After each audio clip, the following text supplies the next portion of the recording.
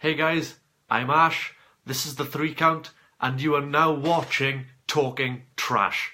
This is a new show that I'm going to be doing every Thursday at about this time, and it's going to be me giving you my thoughts on the news revolving around WWE, and from time to time, various other wrestling promotions.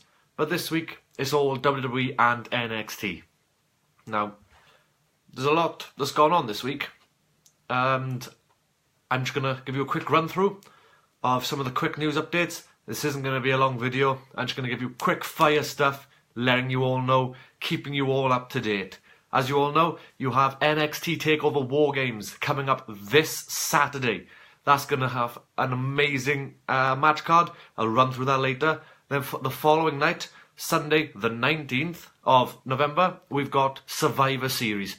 The one night of the year where Raw goes up against SmackDown. Now we all know this isn't true because WWE tried to put on various matches throughout the year. They sometimes have it at WrestleMania. I just think Kurt Angle, Shawn Michaels a few years ago normally have interpromotional matches. The Royal Rumble speaks for itself. That's got Raw versus SmackDown superstars. You may have the possibility of a SummerSlam showdown, like when Brock Lesnar absolutely destroyed Randy Orton last year. But let's get down to the news. Now, these are just going to be a quick run-through of the shows and any news that are coming out of WWE this week. One bit of news that has come out, again, as I normally do with all my videos. I look down here, I have my notes, I have my laptop, it's all sitting there pretty ready to go. This week, Ric Flair was announced to appear on the match card for Starrcade. Now, clearly, that means he's not going to be wrestling. He's going to be in a managerial position, most probably 100% for Charlotte. He's not going to be fighting. It might not even be a managerial position, but I can't imagine them booking Ric Flair for the event without putting him as a managerial, in the managerial role for Charlotte. He could just show up and be on, like, the pre-show panel, the post-show panel, or just some random thing backstage. But he's been booked for the card, and that, in my sight, shows that he's going to be managing Charlotte to defend her SmackDown Women's Championship. NBA star Dwight Howard was at SmackDown this week. He was in the crowd, and he managed to go backstage and to try and hype up some basketball action that was supposed to be happening Wednesday night. I'm not entirely sure, I'm not up to date, but for any basketball viewers, well, fans that are watching this, Dwight Howard was at SmackDown, and they gave him quite a long close-up of him doing some really weird faces. Now, I've got a really weird thing about SmackDown this week as to why wasn't SmackDown ready for Raw's attack? Like, you had Shane McMahon right at the beginning of the event, bigging SmackDown up, saying, to get their fires ready. He was asking Becky Lynch what was she going to do, to Baron Corbin what's he going to do. He then involved the New Day. Then, there was all this big, massive hype. And then nothing. He said that they were ready, and they just clearly weren't. Because all their big stars clearly clocked out before the event even finished. Because when Raw did invade at the end of the night, it was kind of lackluster, lower to mid-tier guys that came out to defend the match that had gone on in the ring. It was a current tag team match between the New Day and Kevin Owens and Sami Zayn. Sami Zayn and Kevin Owens obviously rolled out of the ring and left, leaving the Shield to take on the New Day in the middle of the ring. But then you just had lower tier guys. I don't know. They said they were ready for the attack, and then they weren't. The Bludgeon Brothers are debuting on SmackDown next week.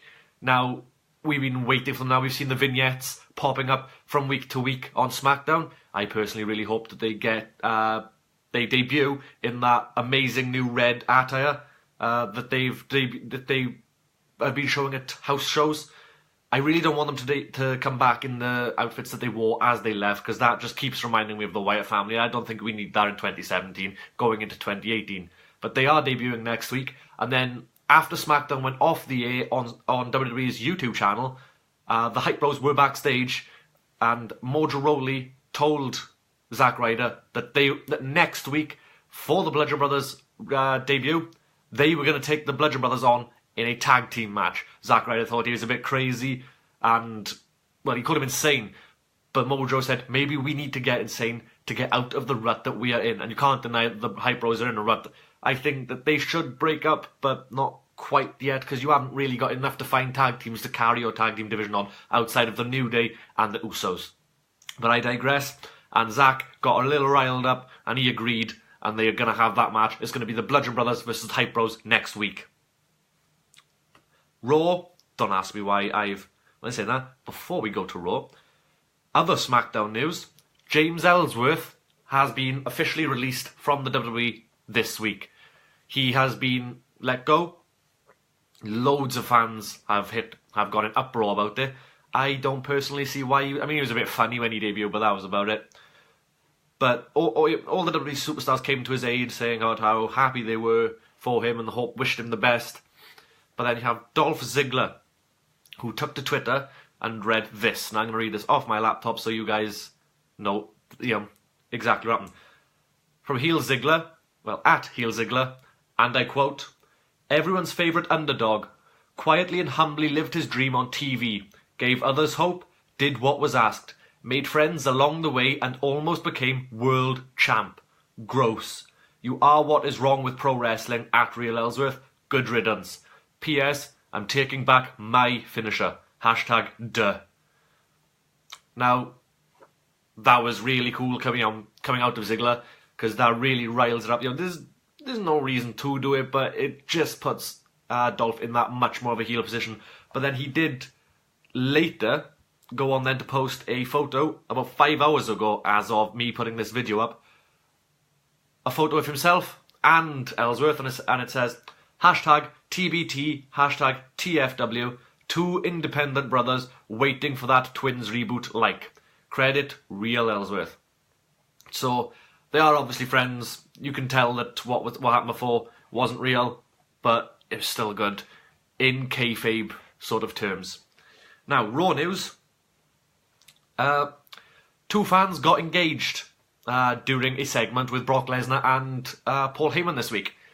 And the whole crowd started chanting, "She said yes," to which Paul Heyman then decided to start ripping into the poor guy that had proposed and saying that he was never going to measure up to someone like Brock Lesnar.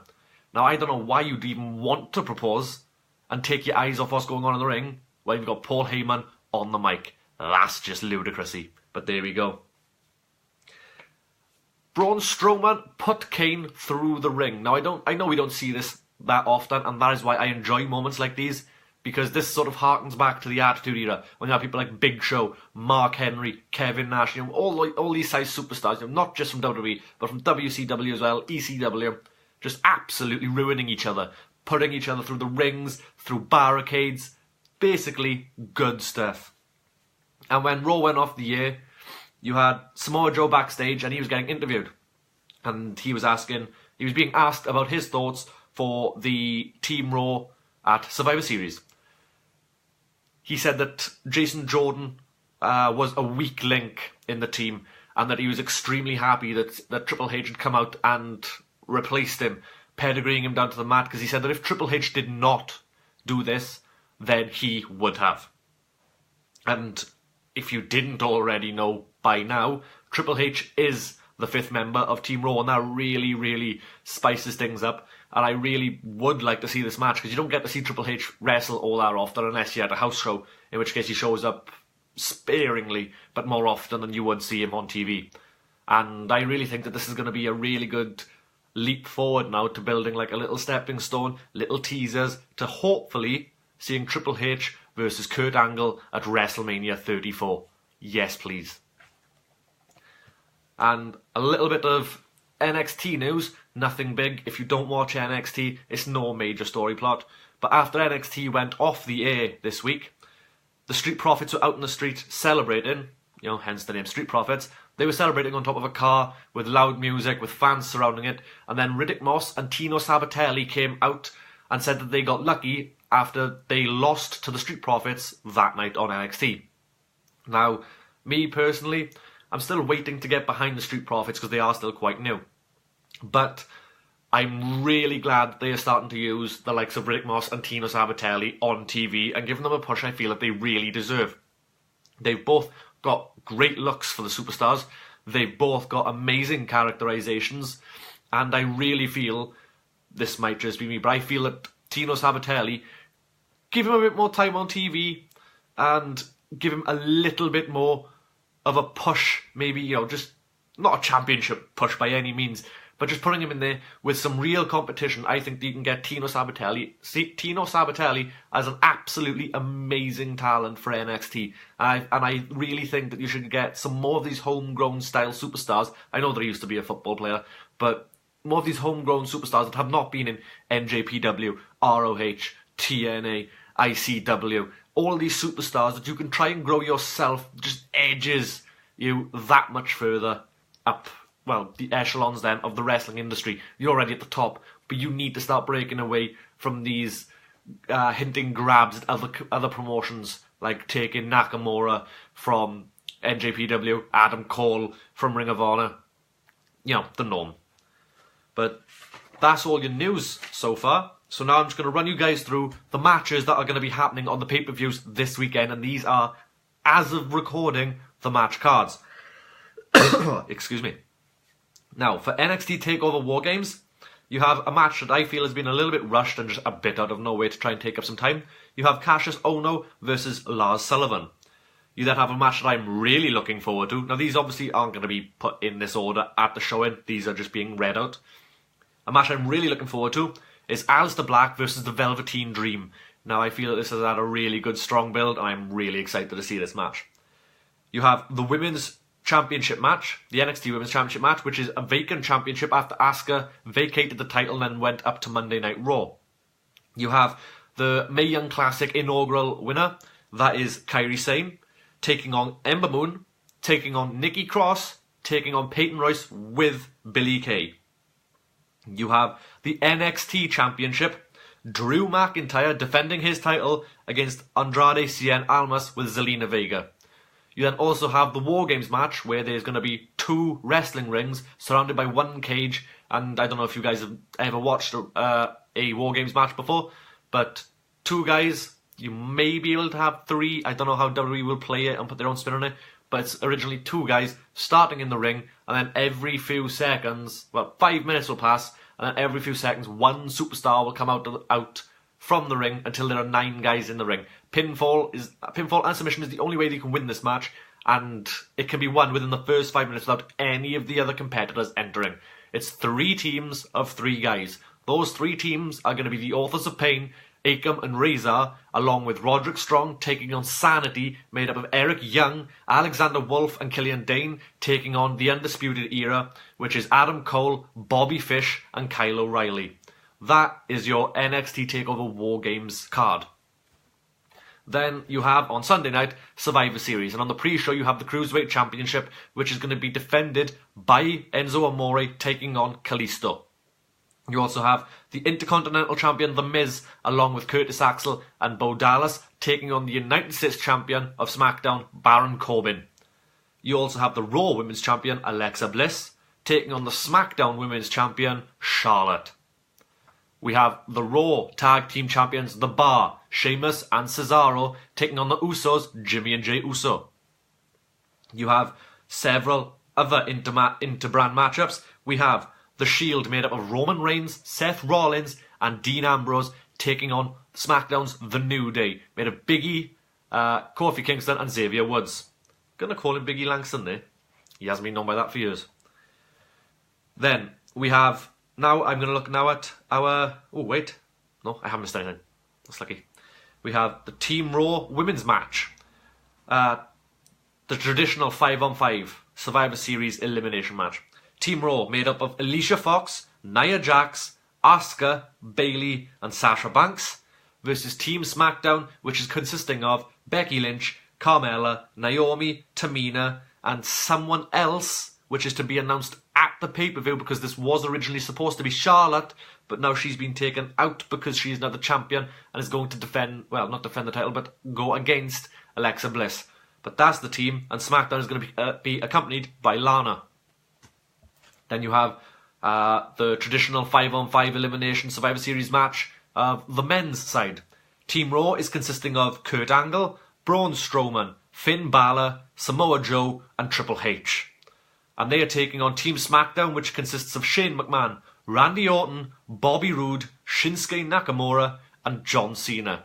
Little fun fact, the youngest person on Team SmackDown is Randy Orton at 37. Just something for you to think about. And then what I'm hoping is going to be the main event, because I am absolutely dying to see this, but it's going to be Raw's Universal Champion Brock Lesnar with Paul Heyman taking on SmackDown's WWE Champion AJ Styles.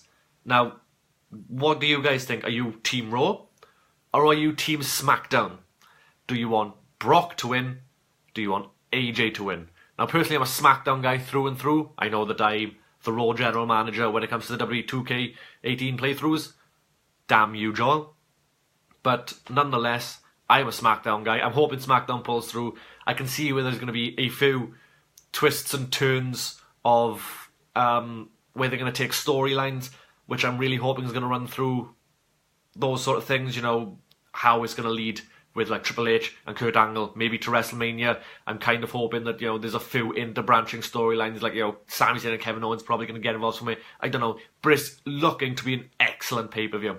Now, to finish this, I'm going to be on Sunday, after NXT, I'm going to be, well, not directly after NXT, but Sunday afternoon, UK time, I'm going to be running a NXT TakeOver roundtable event, where I'm talking about the event, running through it properly in depth, so I'm not going to try and keep that one short. That one might go on a while. And then on Monday, before I do the 2K18 playthrough, which I might push that back a bit depending on this, but I'll be doing a Survivor Series roundtable event as well, and I'll be seeing how, you know, about the Survivor Series event, looking in depth at that, and just giving you guys a run through as well. So obviously spoiler warnings for those, but your Raw event may take place a little later than normal. But that's me. I'm Ash. You've been watching Talking Trash. This is the 3 Count, and I'll see you guys soon.